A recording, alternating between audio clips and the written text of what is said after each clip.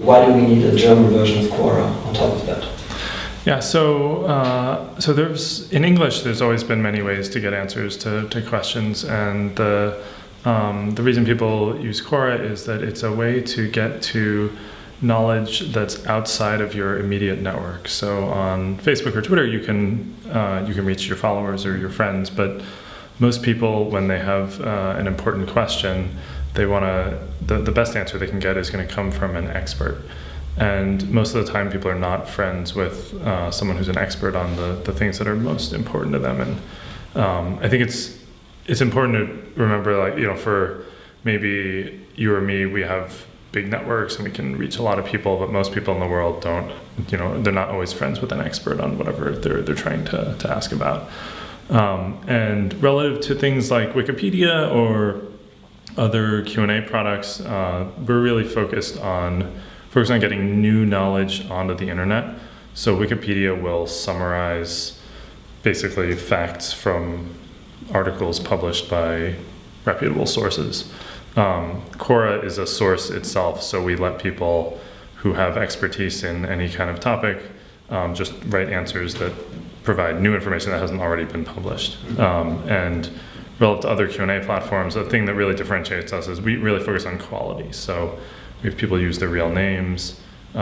We focus on making sure that the best answers are the ones that get rewarded on Quora.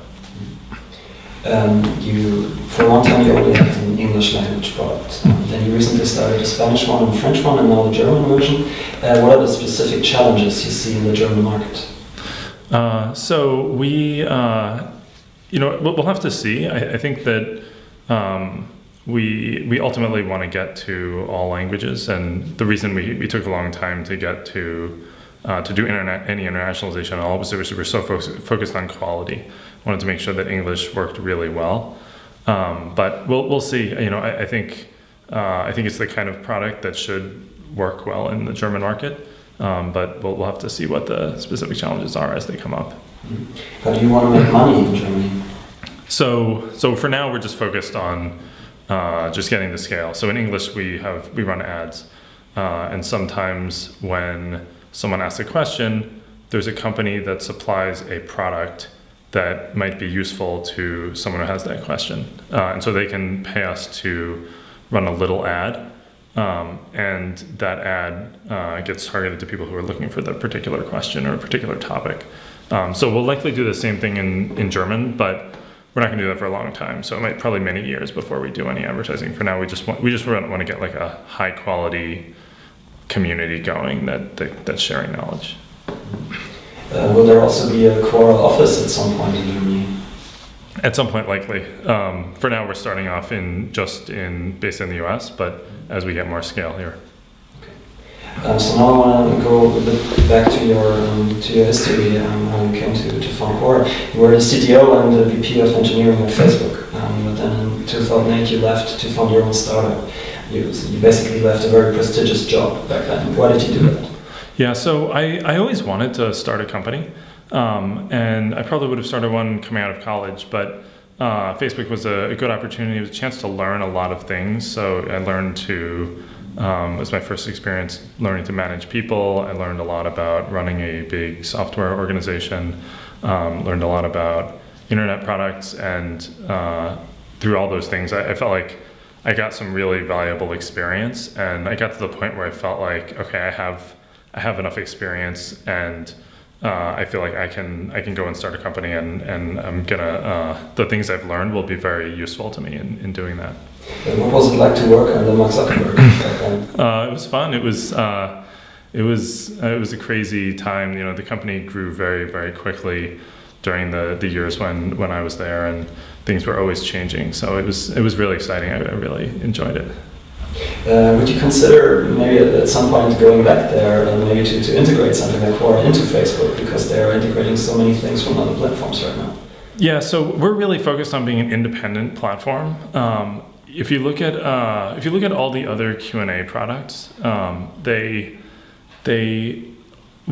thing that's really different at Quora is the focus on quality. And so all these other companies have tried to build Q&A products. Almost any big internet company you name, they've tried something. And the thing that ends up not working about them is usually the quality doesn't hold up at scale. And I think a lot of what you need to do to make quality work at scale is you need a culture in the company that's really focused on quality. You need this long-term patience, and you need just have everyone in the company focused on quality. And I think being part of any bigger company would make it very difficult to do that, because the other company has its own goals and its own motivations and structures that it needs to set up. So we want to be an independent company for the long term. Okay. You're around for about 8 years now. You've grown steadily since then, but without much media hype around your company or your person as well. So what's your advice for founders who want to have the same kind of success?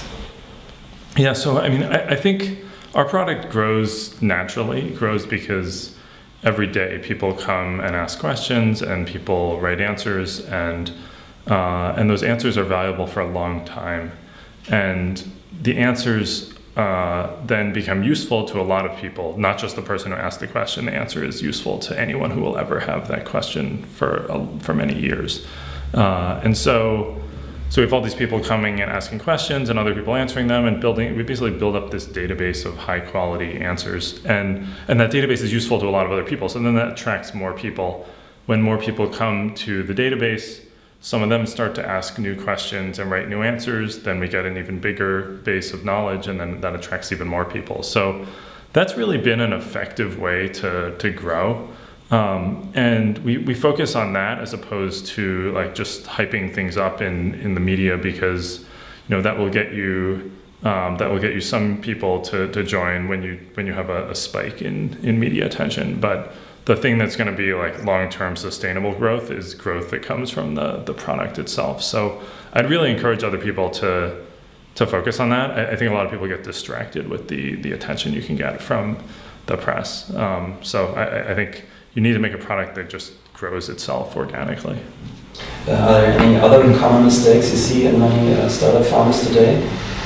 Yeah, let's see. I think a lot of companies, they get too big too quickly, like hire too many people.